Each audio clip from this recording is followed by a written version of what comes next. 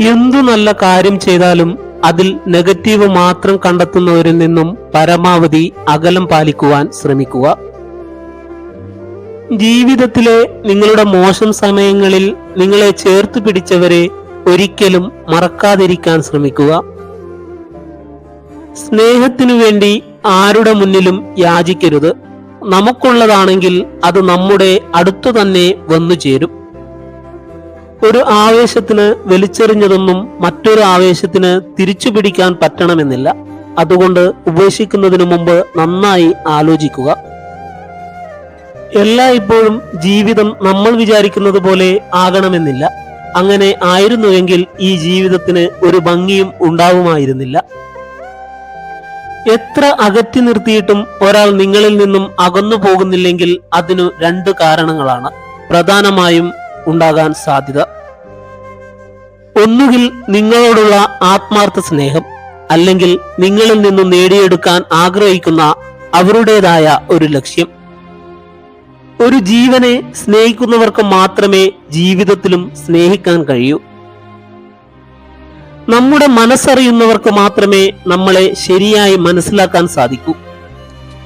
4 ചുവരുകൾക്കുള്ളിൽ നഷ്ടപ്പെട്ട സ്വാതന്ത്ര്യത്തിന്റെ അകമ്പടിയോടെ ഓരോ സ്ത്രീയും കെട്ടിപ്പടുത്തതാണ് കുടുംബം. ഒരു സ്ത്രീ സ്നേഹിക്കപ്പെടുന്നതിനേക്കാൾ കൂടുതൽ വിശ്വസിക്കപ്പെടുവാനും ബഹുമാനിക്കപ്പെടുവാനും ആഗ്രഹിക്കുന്നു. സൂര്യൻ ഉദിക്കുമ്പോൾ ഇരുട്ട് മാറിപ്പോകുന്നത് പോലെ അറിവ് ഉദയം കൊള്ളുമ്പോൾ അജ്ഞതയും മാറിപ്പോകുന്നു. അധർമ്മപക്ഷത്തിൽ നിന്ന് ജയിക്കുന്നതിനേക്കാൾ നല്ലത് ധർമ്മപക്ഷത്തു നിന്ന് പരാജയപ്പെടുന്നതാണ്. നിങ്ങൾക്ക് എപ്പോഴെങ്കിലും നിരാശയും ദുഃഖവും ഉണ്ടാകുമ്പോൾ നിങ്ങളുടെ ഹൃദയത്തിലേക്ക് ഒന്ന് പരിധി നോക്കുക. നിങ്ങൾ യഥാർത്ഥത്തിൽ സന്തോഷകരമായ ജീവിതമാണ് നയിക്കുന്നത് എന്ന് വസ്തുതകൾ നിരത്തി ഹൃദയം മന്ത്രിക്കുന്നത് നിങ്ങൾക്ക് കേൾക്കാനാകും. ആദർശങ്ങളിലെപ്പോഴും ഉദാരതയും പ്രായോഗികതയും കാത്തു സൂക്ഷിക്കണം. എങ്കിലും നിങ്ങളുടെ പാദങ്ങൾ നിലത്ത് സ്പർശിച്ചിരിക്കുന്നു എന്ന് ഉറപ്പുവരുത്തണം. മറ്റുള്ളവരെ കുറിച്ച് താഴ്ത്തി സംസാരിക്കുന്നതിന് മുമ്പ് നമ്മൾ എവിടെ നിന്നാണ് വന്നതെന്നും ഏത് അവസ്ഥയിലാണ് നമ്മൾ ഉണ്ടായിരുന്നതെന്നും ഓർക്കണം.